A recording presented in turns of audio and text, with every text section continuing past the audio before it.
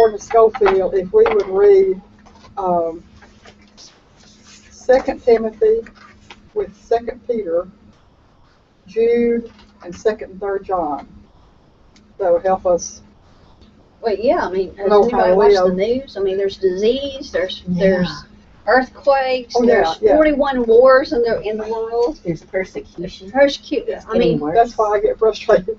So we're second Yeah. Timothy, Yeah. 2 Peter, Jude, 2 and 3 John.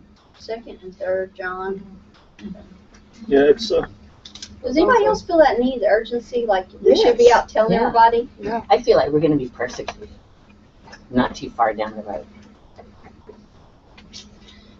I'm that's ready. the very end of this is actually talking about that too. So once again, we're in Daniel now. Risk everything for God, and once again, a lot like what we heard in the church sermon today is what this lesson was. And I found it interesting. I always thought we talked about the Old Testament, New Testament, and how the Old Testament people have something different or whatever. And I think it was you that talked about faith.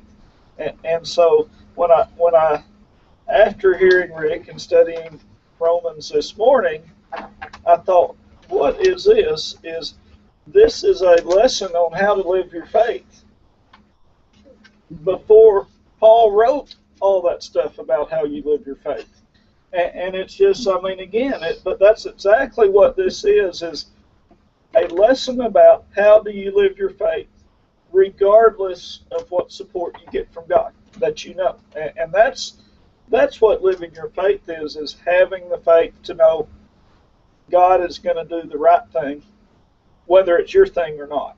And that's the difficult thing to me of having faith, and that's what we're going to see with this is I want him to send Jesus or whoever that was to walk around in the fire with me, okay? Yeah. Oh, unfortunately, God could have chose to have those guys burnt to nothing with the soldiers if that was the right thing to do. And that's faith, and what these guys are going to show is, you know what? God can save me, but if not, I don't need to answer your question still, because I still know God is the winner. And that's what faith is. And we can see we have Jesus, I think, to bolster our faith. I think, nevertheless, faith in God, faith in Jesus, faith is faith. It's saying, I know God is.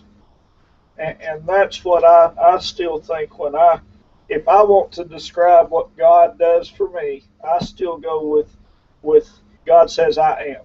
And somewhere said what's I am mean is that God can say I am and put any other word behind it, and he is. And that's what faith is to me, is knowing that God is. What is God? Yeah, he is.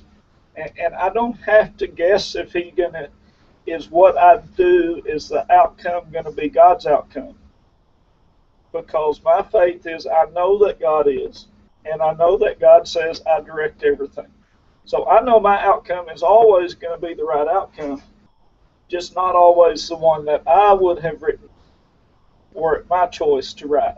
So we get to write a book, and God sends this book and says, finish it the way you want to.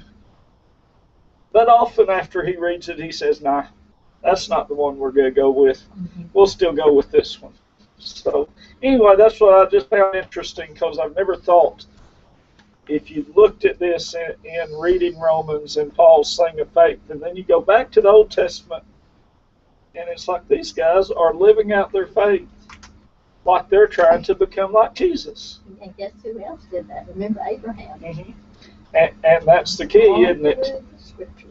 That's the key, I think, where we get in our fights or whatever is, Jesus was, and therefore he is. And they didn't have without Jesus. They had Jesus as much as we have Jesus. And so you can't separate that. So when I try to say, well, did they not have Jesus? Sure they did.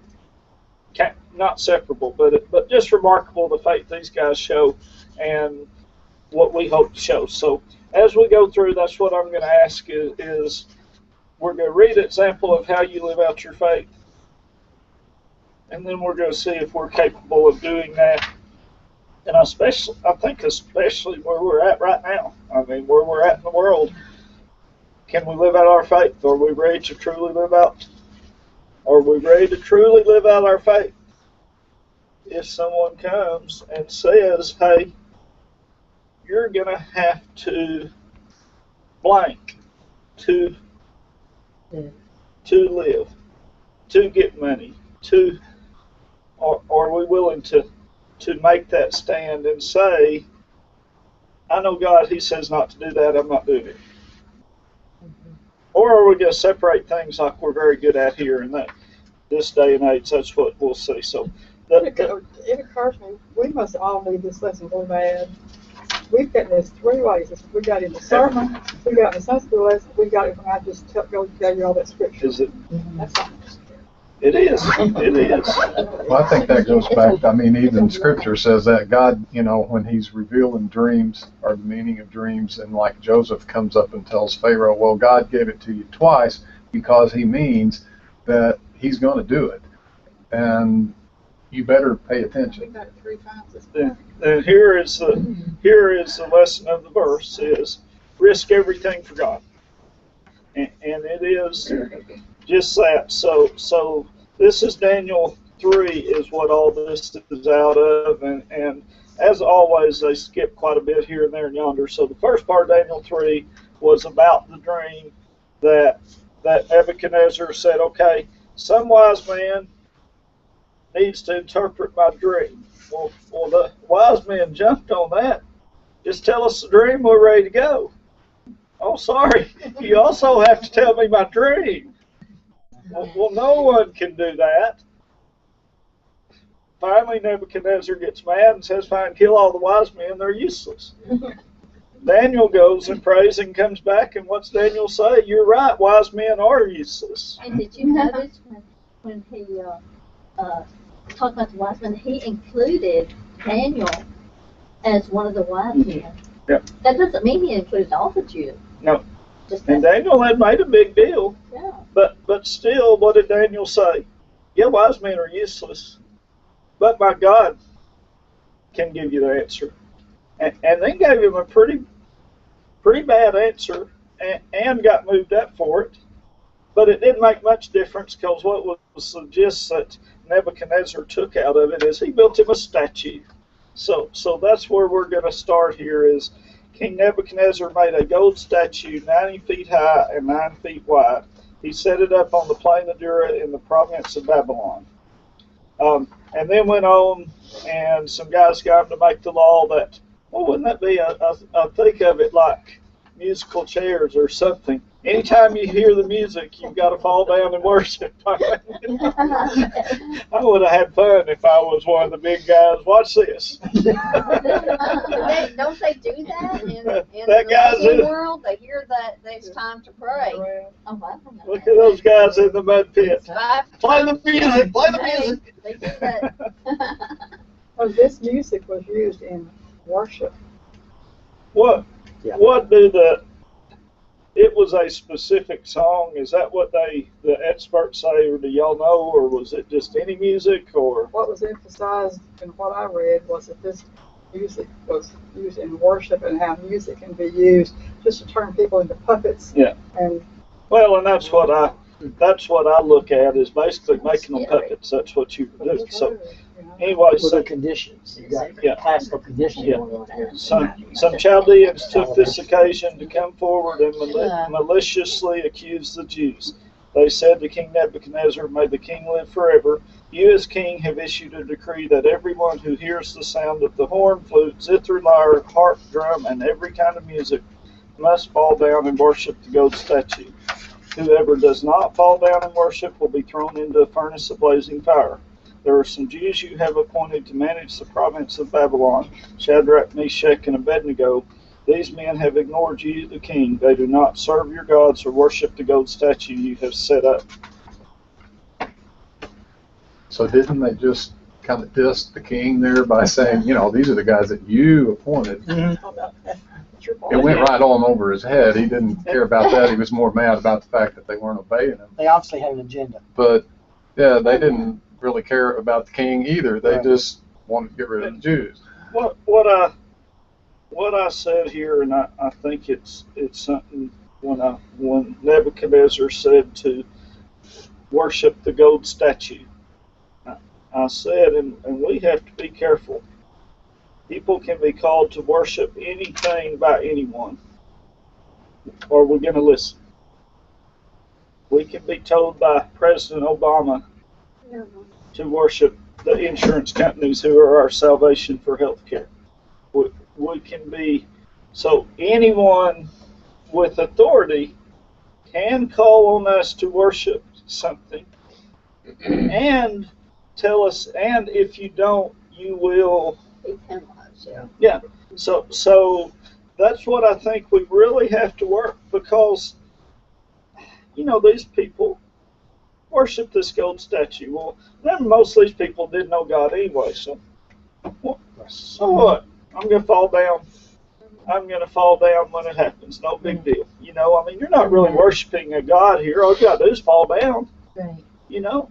Well, there's where I say it's going to be very easy to justify something like that. So, Religion controls all societies. Go back to 1 Kings 12. This is when Israel was divided into two kingdoms, and over Jeroboam became king of the north. So he built two statues. He says, if I don't, they'll go back to Jerusalem and worship, and the nation will be united again, and I'll be thrown out. And so he made false sacrifices, cattle being worshipped. And so you have to decide which religion society worships. And so right now we're basically a secular religion. and that's what I've said to think, and that's really what it is. But I think it's something for us to make sure we think about. And what I wrote is, what do we do when asked by our government, job, money, kids, TV, whatever, to worship a statue? Okay? What do we do? Is it okay to fall down and worship something just for show, as long as we really only worship God? It's not okay. Because everybody sees around you what you're doing. Huh? I said, Warren, where's he doesn't think so. Look out. It's an abomination. I think you might be in some denial when you do that. Let's say Making it seem like, okay. well, I'm a Christian, but I know this is improper, but I don't want either the pressure from above or what have you. I'll just do this. I'll go through the routine, the motion, but it doesn't really mean anything to me. Well, by doing But that, it does. you So let you're everybody else conforming to the know. world. Yeah. Yeah, Like Peter, he denied Christ 3 times. So you lose your witness. you avoid the appearance of evil, and it appears evil to do. Right. Mhm. Well, you know, like when the president comes to town, what do people do? It's you know, this hysteria. Oh, the president's here, the president. Yeah, you know, and you're like, what? Who is this guy? Yes, he is the most powerful man on earth right now. But he's a man. But you can't agree with, you know, you just have to, and I mean, anywhere, whether it be a pop star or whatever, you know, you can see the hysteria go through the crowd, you know, and you're like, oh dear. So, But is it no different than coming together with a big crowd and excitement, let's say, for Billy Graham coming to town? I mean, you kind of like the same yeah, it's thing. like we worship the If we're not man, careful, yeah, with that. Right. So what about that roar that comes out on Saturday afternoons when the hawk runs through the air? oh my, Yeah. I don't know. That's different. But we're not, you know. Yeah. But why can't we give that same adoration and praise to the To Lord God. then? Right, We don't do that. Amen. you're exactly right. And that is the difficult thing. I don't know. I think I will still say, I think what she said, what I said, we may be called on soon. I'm willing to have a sign To on the be corner that if anybody's voice. willing to go with And me. I have a question too, is why is it, with all the thousands of religions out there, why is it only Christians are persecuted? And Randy made a good point. He said it's because they feel conviction. In some way, in some form, they're afraid afraid of Jesus Well, Christ. now I'm just good. Here I go again. Would you step out of the room? I've just got to ask you, if you were a Palestinian, would That's you right. not think you're being persecuted right now? Absolutely. Yeah. By, yeah. So I don't think you can say we're the only Okay, ones Not persecuted. just the Christians. I think that religious persecution abounds, and we've got to be real careful, and That's true. that's why we all try to We're way up live there. more and more. And what I would say, we feel it more and we make ourselves available for persecution more. Why? Because we try to become like Jesus, The world, like the world. who died on the cross and got beat up beforehand when he could have said and killed everyone on the street. And so you're going to get bullied if you don't fight back. You know, I mean, I was watching a comedian the other day, kind of the same thing, is he said, you know, people really say it's bad when a man beats up a woman because most men are weaker than most women. But I want to say, most women are weaker than most men. But he said, I want to say, I'm weaker than most men too. But that's how we are as Christians. We are supposed to take it. I mean, turn the other cheek and keep turning, and it's difficult, but Very hard. go ahead. I think what you're saying goes off this verse I heard somebody on the radio this morning, Hebrews 11:27, talking about Moses. It says, by faith he forsook Egypt, not fearing the wrath of the king, for he endured as seeing him who is invisible. And I turned to Gerald and I said, and he didn't even have the Old Testament, but he endured. Yeah. He saw him who was invisible. Right. So the next step, and that's what we're going to see, is how you do this. Well, hey, wait a minute. You didn't even have the indwelling of the Holy Spirit. In this first part, though, something that caught my attention, and I've never done any research on this, maybe you guys help me out, about the furnace. Was it something that they manufactured for this purpose, or was it something that they already had for something else? Because I'm trying to think. The agenda here is, to me, is very political. You've got guys under the king here that are trying to make a move. Oh yeah. And did they make this furnace for this purpose? Because and the thing is, if you make it, they will come, right? Yeah. So we're going to plan on using this bad boy. And so I think so. I mean, they lived in the desert. They didn't need heat.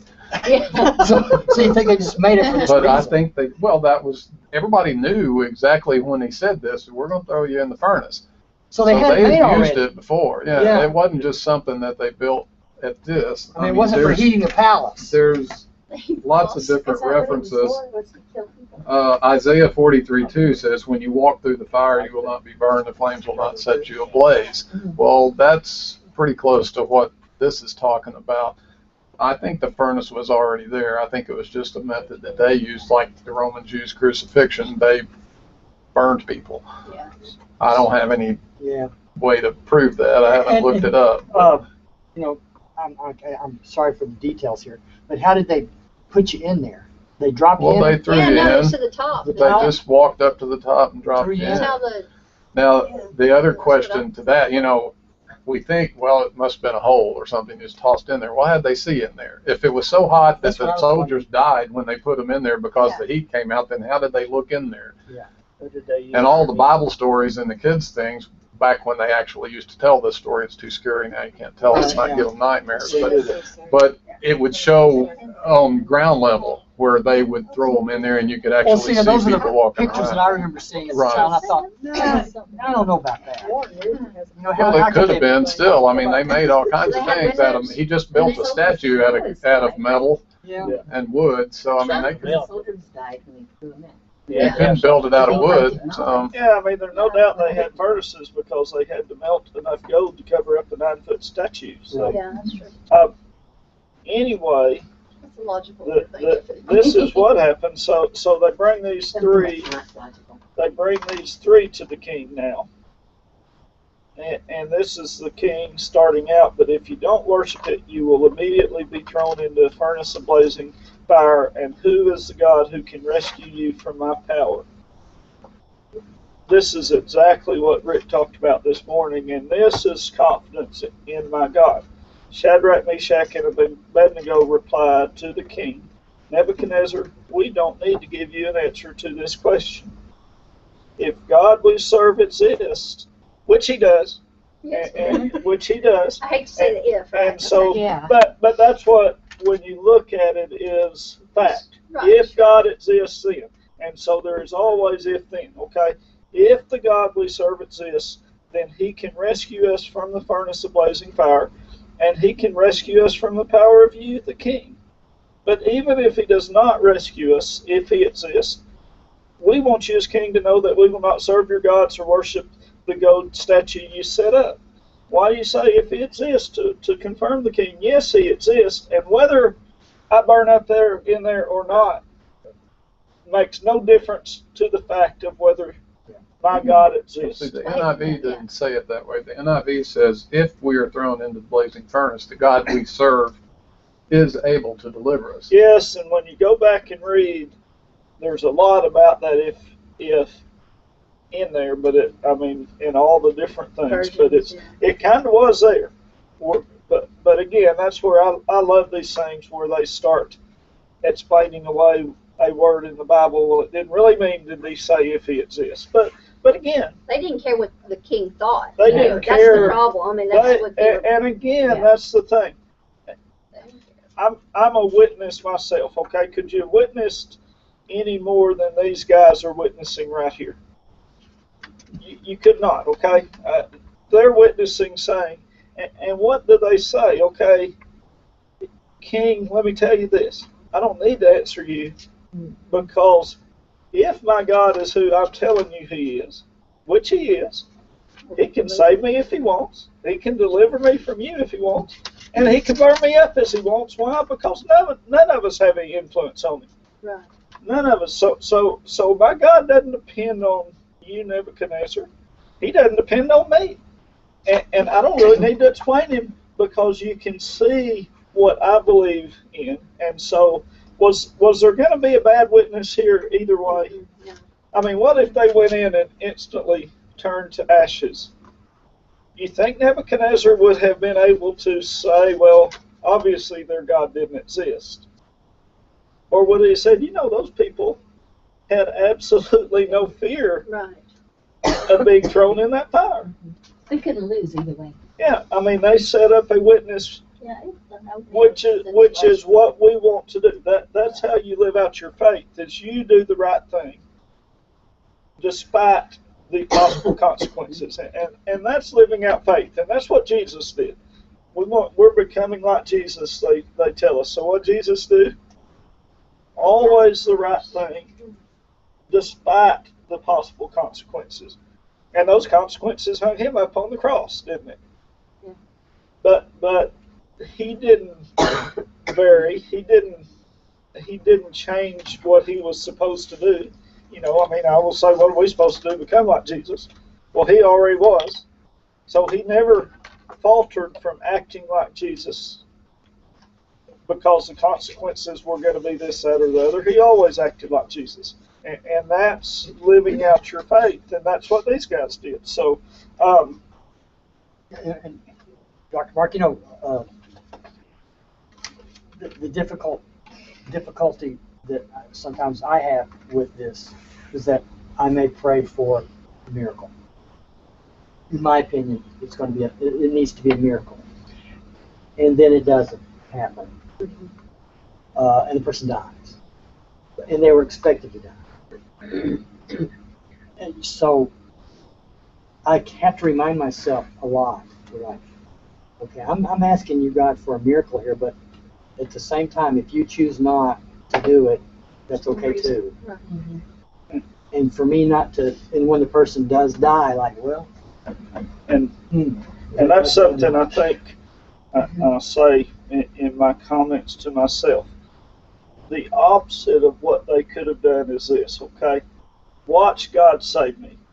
Yeah. If my God exists, he will save me. Now that's He didn't faith say too. Yeah. That is faith, Yeah. except what if he doesn't? But they- Not only, now their faith was genuine, okay? Mhm. So their faith was genuine, but they left room for Nebuchadnezzar now Right. to squirm, okay? So what I put in there, see how what they did ended the fight for Nebuchadnezzar, okay? Either way, Nebuchadnezzar had no way to go on Right. with that fight. If they had said, my God's going to deliver me from the fire, and didn't, well, Nebuchadnezzar's got lots of ammunition to come back and say, yeah, look what their God did for them, their ashes. Instead, he said, Fools. yeah, Fools. so that's the one of the keys in their response is they didn't presume the will of God when they said it. They didn't presume the will of God. They just presumed God. Right. And that's the key we've got to get to is you've got to presume God and understand. Either way. Either way. His will. And that's the last part I wrote down here on the next one, which is the same. The confidence that God will respond to our need as he sees fit, and we should not base our actions on his. Right. Well, And- God tells us also not to test him. And You know, but so that's one of the things I think about, like when we say, you know, what God, I want, you know, would you do this? And then, you know, it's kind of a trap because you could very easily doubt your own faith. You know what I mean? But if you don't, I mean, you know, that's why he said, don't test me. what I thought, But I and thought I it was think great. it is true, and I'll have to answer myself probably. If I was to say what's unique about God and Jesus to me, is their capacity for true unconditional love. Right. And that's what this is, okay? Mm-hmm. This is true unconditional love back to God. Now, again, to me, God is love, and that is unconditional love. I'm supposed to become like Jesus, but I'm not there. To me, I'm not capable of unconditional love at this time. And so we think we should be able to. We want to be able to. And we think surely we could do it to God. I mean, you know, maybe I can't love all my enemies unconditionally, but surely I can love God unconditionally. But I don't think it works that way. I think we either are loved or we're not loved. And I ain't loved for one old redneck. Well, one of Want the to be, things and I am sometimes. in our faith journey when we grow and mature is like this year with my back and stuff. You know, I could be complaining, which I do, vent, but I'm not yelling at God, why are you doing this? You know, I'm actually thanking God that whatever brings this character change you're going to do to me is going to be a good thing. You know, just help me get through it because I don't like needles. So I have to face a fear throughout this thing. And so I think if we have a thankful heart, what you're saying is, you know, through faith, in every difficulty that we had, we know that He's with us. I don't understand one thing Pastor Rick keeps saying. I understand it, but I'm going to just comment. You know how he says one plus God is majority? I think God is the majority. It doesn't matter with plus one or nothing. I kept going, we don't need a plus one Now, because God is majority. that's right. But As we understand, though, Right. without the one plus, God has no purpose. right, I understand that. But I God, was that's like, what God says our purpose, His purpose was. So that's as we understand, because I've got to say, I don't know I believe that, but that's how important we are to God, is we are God's purpose. Right. So if there's not that one plus, you know, so anyway, I don't know that. So, but In your example here, though, on the faith issue, where in this incident there was an either or. That is, if God chooses to save us, so be it. If God chooses not to, so be it. And that was, you see both sides of that. But there are other instances in the Old Testament where some of the great prophets did say, here's what God is going to do. Right. and I started mentioning that. I think if you look, every one of them was told by God, you go do this. Yeah. That is what real faith is. Yes. It's when go to Hebrews 11, go all down through that chapter. I remember many years ago discovering that sitting in my orange chair. That was the color that was in style back then. Y'all don't laugh. Anyway, I sat there and I began to read Hebrews 11, and I realized that all these people had a specific, direct word from God. This is what you're supposed to do. The difference in them and these three men, God hadn't said, I am going to deliver you. Right. He had not said, I am not going to deliver you. They just said, whatever Faith. God says, They stood up. we stand for that. Right. And so that's what real faith is. We got some preaching on TV that's, God will heal such. Well, if God didn't say He will do that, that's not faith. And true that he did say, if you were not a true prophet, everything that God said He would do, He did it. Prophecy came true. Right. If they didn't, what would happen to the so-called prophet? They would kill him immediately. So, And that's what exactly what you're saying. I mean, that's what I say for myself. My goal is to always act right, no matter how someone else acts. that's hard. That's my goal, is to always act right, no matter what. And why? Because I want to? Well, surely not. Surely not. No, You would because act like a fool, right? that's how Jesus acted. That's how Jesus did it, and I'm called to act like Jesus. And so that is the thing that is so difficult, is I'm supposed to act right, not make right. But I'm so much better at making it right. I can do that in a second. Yeah, but I usually don't act right when I make it right. Y'all notice that? So anyway, very, very difficult, but I still say same thing. Amazing to me. Not amazing, it should be, but shouldn't be. Why did He give them a second chance? And I mean, I've been looking at this.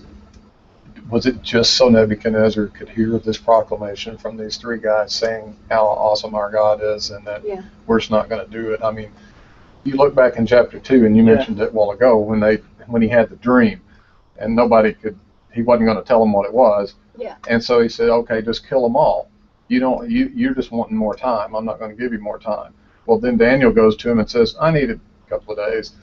And he goes, okay. And he lets them have it. And so then he goes back and they pray and he gets the answer and he comes back.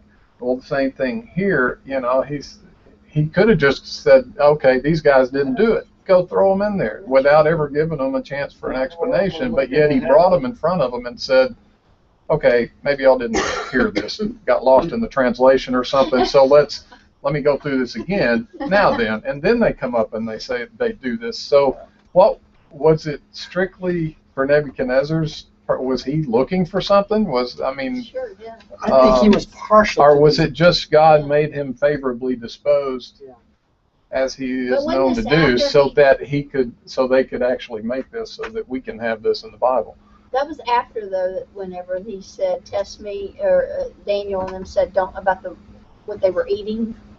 Right. Well, that was back in chapter 1. I know, but that's what I'm saying. So this is after, so that's why he may have been partial to Well, it, he knew, he found them to be better or more intelligent and everything and all things in chapter 1, and then he promotes Daniel in chapter 2 because he gave him another chance. All through there, God has worked this out so that they would allow them to make this stand for God and say, this is what we're going to do. One thing, too, just history-wise, that I'm always impressed when you look at the old history.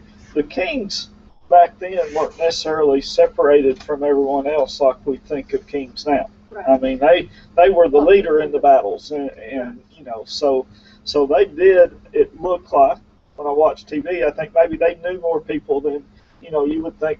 I think of the kings now, who I think they don't know anyone. They're just all a show. I mean, are there any kingships now where the king is an actual? Y'all know, Washington D.C. All right, we're going to see. Randy failed.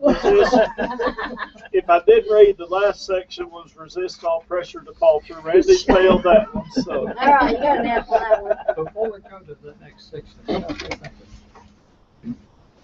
I've read a book entitled The Insanity of God, and when you look at what we're reading here, it's not rational mind. And this fellow went all over the persecuted world and interviewed people, and he asked one of them, he said, "How have you written down your stories?" And he said, "They're written down." And he said, "Where are they at?" He said, "They're in the Bible." Same thing happened. And let me give you one example. There was in the height of Russia during communism, there was just an ordinary citizen that somehow got to keep his Bible, and he started reading it to his kids. Well, the neighbor heard about it and said, "Can we come just every night and read?" Then got where people stand outside the windows hearing it. Well, he was arrested. They said, "You're a preacher, and preacher's illegal." And he said, "No, I work at the factory. I just read this book to my kids, and the neighbors want to hear it." So they put him in a prison with 1,500 of the meanest prisoners they had. He had to sleep in a cell that had a concrete column which would sweat, and they said it'd freeze at night. So you can imagine sleeping in something that cold. But every morning he'd get up and he'd face east, the sun, and raise his hands, and he'd sing this song. Well, all the prisoners would laugh and make fun of it. And finally, after 8 years, the prison guards got sick of it, and they said, "We're going to take you out here to fire how you told it and shoot you." And so as he was walking down the hall, going out to be executed, the 1,500 prisoners all faced east and started singing his song. Shook up the prison guards so they just opened the gate and pushed him out. Let him go. And he says, "I must be free," and he walks home. Wow. So he said, "Our story's already written Yeah. down. We don't have to write it." I think That's that cool. also goes back to what you said, asked about persecution. Why? Is because our answers are often smart aleck. And you said that earlier. Why?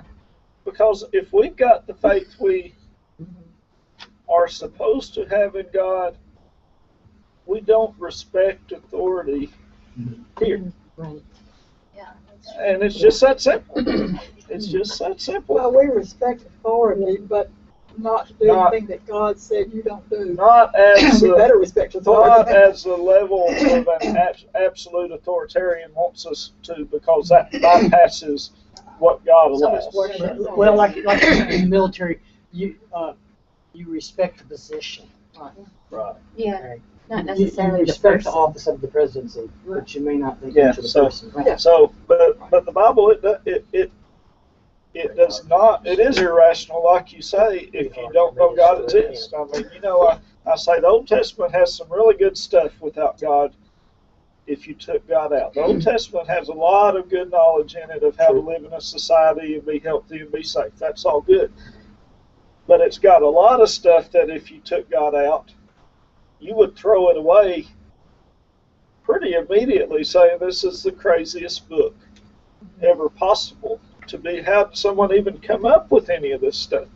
Which is exactly why you have to believe it, because you say, how could anyone come up with this stuff?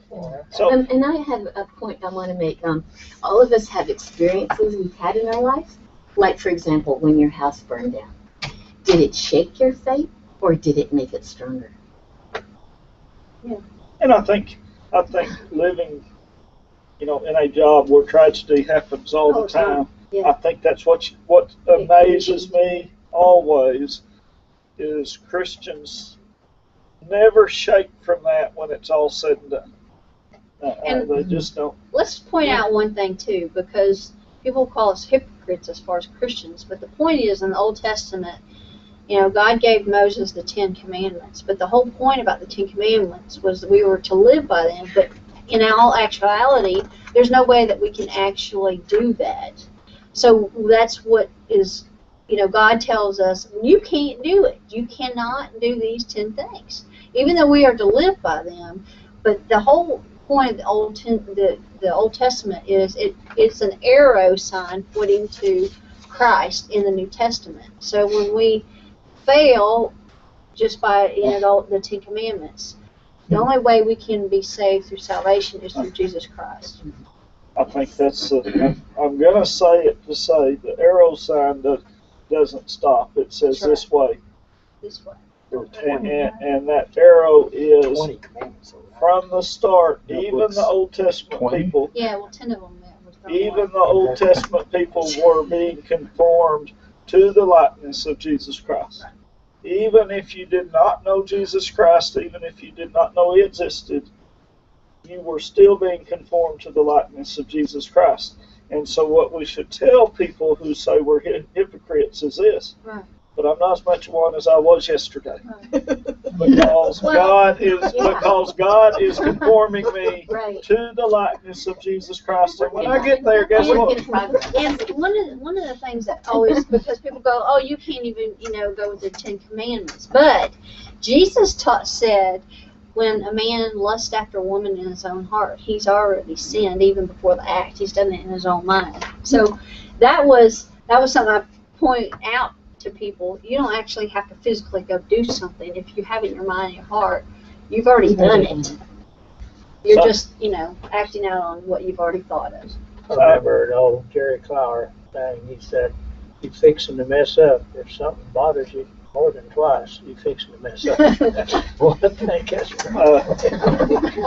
This last part is what interesting to me, where we talk about that. So there was lots in the things, but so this is 24 through 25 and 28. So then King Nebuchadnezzar jumped up in alarm. This is after he's bound them and thrown 3 people into the fire. Okay, so and just to say, he had the fire heated up 7 times normal, killed all the guards that threw them in. So I don't know how they got in there, but it reminded me, you talked about the furnace back before all the stuff of the EPA. I worked at the hospital when I was in high school, and my job was to burn medical waste. Really? And we had a big furnace, and the door super sealed and stuff.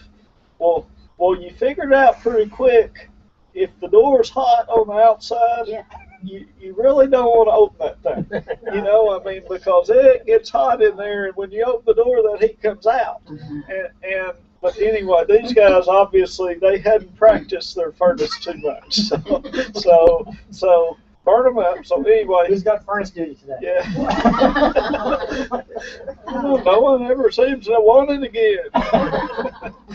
Then we throw 3 men bound into the fire. Yes, of course, your majesty, they replied to the king. He exclaimed, look, I see 4 men not tied, walking around in the fire unharmed, and the 4th looks like a son of the gods. I'm going to still do the last part separate, but so who was that? Jesus. But that bothers me. It's like, how do you know? What does this appearance look like here? The Son of God. Well, yeah, that's makes What's sense. Well, that it's mean? a son. It looks like a son of the gods. It could Some be of- radiant. It could be somehow he knew. Look different, He right? knew that he was Different from the different. I don't know other if he 3. was glowing or if he was in white Something. robes or what. So He stood out. Even sure. for a pagan king who worshipped all kinds of gods, he still looked Had to be something. impressive enough that he says this. Yeah. Didn't look like his gold statue. No. So here's what's cool if you think about it though, okay? So I get thrown in the fire. All of a sudden, someone else shows up, unties me. What do? Walk around in the fire visiting with you? Yeah. Is that what they're doing? Yeah. Well, they can't get out. Hey, They this could is get out. really, They could. this is really cool. Who are you, by the way? Yeah, And let's just man, use this moment you're to talk. Jesus? Yeah. Really? This is Cool. Tell me who you are. Can you just, when you think about what these guys are doing and we read about them That's right, yeah. walking around, but Yeah. now me, I would have been scrambling to get out of that place, I think. Or if I recognize, Or yelling at the king, told you. or if I recognize that was God there, I would have been scared to death. They had no fear. They were just walking around enjoying themselves with them. Yeah. And they weren't on their face either. Yeah. That's another thing. If that is, I think we can say that was not God as God in there, because God says you will fall on your face. So not God as God. Was that Jesus? Certainly, like to think so. Was it an angel? Right. I mean, yeah, they say pre-carnate, Right. which I think I'll say we got to be careful with that wording, Yeah. Because the only thing that can be pre-incarnate about Jesus is his living body. Okay? Jesus says, I am. The Genesis says, before anything was the Word. And Jesus was, yeah. And so we've got, and that comes to us trying to put imagine the Trinity or whatever it is. But the only thing that can be pre-incarnate about Jesus is him coming to earth, fully man, fully God. So this could have been Jesus, because Jesus certainly lived here. He just didn't have a human body yet. Isn't that correct? Mm-hmm. So anyway, I don't know. I mean, because in Genesis it says that God walked with Adam and Eve. I mean, so I see him as a person, which means if he's walking around, like using human terms, I would think it was Jesus instead of. I believe right. too that it was Jesus. So anyway, go ahead. here or in the garden. Both. Yeah. And that goes again to what But that's just my faith. I mean, That's what, that I don't goes- limit God. that I goes just, again to me, to us trying to figure out Trying to figure it out. which of the one you're, and you said they hadn't been indwelled with the Holy Spirit, which is right, but the Spirit still existed. The Spirit would come Yeah. upon them. Yeah, Right. and so That's I just think we still have to understand it is truly one right. who had to figure out some way to present himself in the right manner at the right time, which is what we do. I mean, I do that when I doctor. We do that in any job. You do that when you're teaching. You have to present yourself in a way that's going to do the most good. That's what you have to do, and that's what God's figured out. Anyway, I just thought it was cool that they're just wandering around in there. Hey, pretty cool. That's a neat trick. Yeah, I mean, Yeah. and That's neat. teaching little folks, that is one of the lessons that really draw little kids in. Yeah. Because this is fascinating. That's, Sure. But you can't do that. Steve, I what I hear. also know That's what I hear. why Nebuchadnezzar favored these guys. Because he had the music in his head of Shadrach, Meshach, and Abednego. Well, you know what? But he gave them these names, right? He did, because he, And I've always asked this question to myself. His name was, what was her name? Totally Espinez. He says, why do I have to be a Bendigo? Right. Now you got Shadrach, Meshach. Why do I have to be a Bendigo? How do you figure they got out? I don't think that furnace was built for people to get out. Yeah, I don't either. yeah, I've so, always wondered that. It burned down or burned. Well, he- I don't know. well, he called them and told them to Turn the come out. gas off. Turn the gas So on. it just says So- they came out. It so- doesn't say how. So then 28, and I think this is Oh, before kind you of, run past that, you said something about the ropes that and somebody untying the ropes. I don't know how the ropes were untied, but I like what somebody said about the only thing that was burned were the ropes that bound them. Right. Yeah, I think they burned I them. like to think of that too. Yeah. That's so cool. I think they burned them because they were Bound them. That's the symbolism belong of our to chains that we're government. Yeah, bound to. right, Yeah. exactly. Yeah.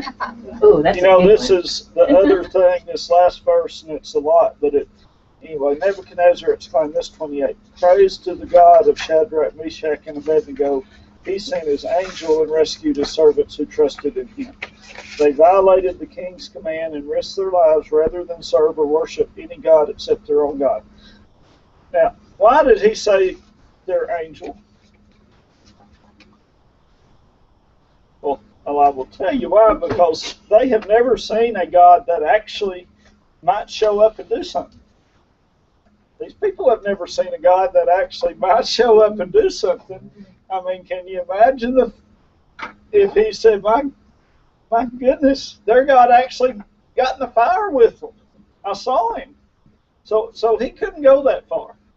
It couldn't, because gods don't do anything. These gods are sticks, and that's what gods are. They certainly aren't going to show up in a fire. So he recognized it as an angel. Can you imagine what Nebuchadnezzar would do, the fear that he would have? I mean, that's what I would think of, Still just not, Yeah. major fear. Yeah. but still not enough. we lived in Little Rock, up on the street had a big curve, and about 2 blocks from us, it's always having bad wrecks. And an old tough boy had nothing to do with anybody religion or God. Built a big subdivision. He just got home from deer camp. He said, I still had my big knife on the belt. When I heard this wreck, I ran out there, and a boy that hit a tree, and his foot was caught. And he said, then the truck caught on fire, and he said, son, the only way I can save your life is cut your leg off. And he said, that's when the boy passed out. As he told me this story, it still shook him up. He said, I don't know if it's an angel or what it was, but said somebody pushed me out of the way, pulled that metal apart, pulled that boy's foot out, and I looked around and he was gone. Gee. Yeah. I still get chills. Do that all the time. Just an angel, though, is what we would think, because again, But it was interesting. This rough old boy said, I don't know if it's an angel or not. you know, that's the thing I think we still have a hard time with. I mean, I would think an angel's among us. What did Jesus say? Which part? Who did Jesus say he is? He is, I am. He's the person needing a drink in your Oh, church, didn't right, yeah. he? Didn't he? So anyway, we don't want to go there because that's too much. So I got someplace else I want to go. We talk about God being with us, right? Yeah. I will never leave you nor forsake you. So, okay, so whenever I'm in severe pain, Yeah. and He's doing everything to my life, Right. what is He with? what's he with when you're hurting that bad? Is he with you? You talking about, is he with you or? He watched Yeah, his I've thought about this a whole lot. he watched his son do that until he died. He has no trouble watching you do that, and that's a harsh But look at God. But what part of me is He with? Oh, your In spirit? those times of Yeah. severe He's- pain. I think I know, but I just need somebody to The pain control center. clarify. Do what? The pain control center. I'm not doing much with it. I don't mean to be ugly. I think he's with my spirit. I mean, I've been in a pain where I want to just pass out and going, God, let me pass out. You know, so, but I think he's with me. I think that's when we, I guess I'll have some. Didn't Paul pray? definitive. Didn't Paul pray that God would take away the thorn, whatever that was in his life? Well, I think our life is a thorn. I mean, until we get to the next life. I mean, I think the thing, and I don't think it's seeable, is the footprints in the sand. Just do what? Right. It's the footprints in the sand. You have to let He's him just carry carrying you. I mean, I don't know why he's carrying you where you need to go, and we don't know where you need to go, and that. he's I mean, transforming you. why that is that, and I tell people all the time, the question to me, there's no doubt to me, your headache has a purpose. Okay, no doubt. That's what I'm telling Is that purpose for you, or is that purpose for someone else's witness to see how you Right. respond to that? And that's, or both. And I actually think usually it's both, all of those things. But you have to react away, and then someone is going to see how you react and respond to that. And so, you know, again, it's all of that. But I see all the time, and how do you justify it? You don't, other than what we said before. You know God is, and His promise, and you can't possibly deny that promise. You can doubt it when you've got the worst headache, but when it goes away, you can't deny that promise. Not capable. Because why? Because the Spirit says, no, no, no. You know, it is true. Doesn't matter what my God does, He's still my God. He still is. You might ask when the headache's going if God exists. As soon as it ends, you're back to there if God exists, which is cause God exists. Anyway, I think we limit God way too we do. much. What I said that started here, just so close home, we got 10 minutes. So good. This last part, the king says they violated the king's command and risked their lives rather than serve or worship any god except their own God. And that's, we talked about the tough times and where we may be. And I wrote in big letters, be ready and be confident, because we may be called on that anytime. Mhm. And we get called for that every day, don't we? Is these people, yeah, their witness is pretty remarkable. When you have your headaches, your witness is pretty remarkable if you can go through them the way you're supposed to. We all have opportunities where we have to make a choice and other people are looking at us. And isn't that witness remarkable? It has got to show God. That is what we want. That's what we want to be like them, is someone to say, you know what? Despite the fact that he could have made $1 million, he kept his integrity. Despite whatever, she was dying with cancer, and I never saw her do anything but try to help others. And so that's what these people do. We get that opportunity all the time. And the question, are we ready? If we are in end times. Says be ready. He used it like a thief in the middle of the And night. if we are in end times, I got a feeling that our little P-diddling witness that we've been doing may step up quite a bit. Yeah. It may step up quite a bit where you're actually asked to physically deny the king. Imagine that. Pretty easy to sit in here and talk about it, isn't it? You imagine really needing to deny the king? And that's what this lesson's about. Is that why we had to learn it 3 times today? Because we really need to be a group that needs to be ready to deny the king? See, those folks in Iraq are fleeing. Yeah. And because they've been given that, they, you know, either come over to our side. Do y'all, Finish. and that's my thing. Do y'all think that what's being done over there is truly what God calls the way it's written that it's supposed to happen?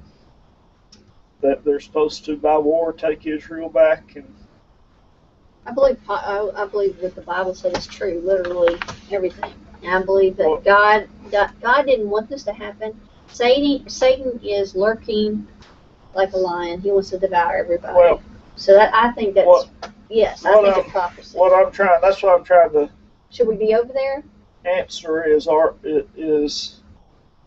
what's happening biblical from the standpoint of yes, and the way it's been done. I know Jerusalem will become one, and it will come under Israel's power and all that. I mean, that's clear to me.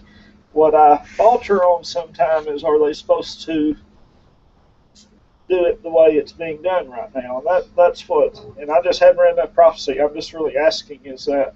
There's supposed to be an antichrist that Well, rises out of all of this. I'm not sure it gives us enough information to give us the technique that will be used, but I think it will be, well, it's just me. I think it will be political. Oh, well, yeah. And Almost well, has to. when I it's political, assume though, it has it's to be. militarily driven, though. It always has to be. Well, they don't know any other way. They've been doing this for thousands of years. It's not anything And you know what, new. It's always been about war. And I think it'll be very subtle and compromising, so that, like, boom, whoa, look, it just happened. I don't think it's going to be, I think it's very slow, because it has been coming on for all these generations anyway. Very slow, gradual, compromising situations. I think all of a sudden we'll wake up and it'll be that way. It's just slow coming. You know, the UN has been for a long time, and that, I believe, is starting at a one world order. Thank y'all. Yeah, Y'all I come think back. so too. Right. So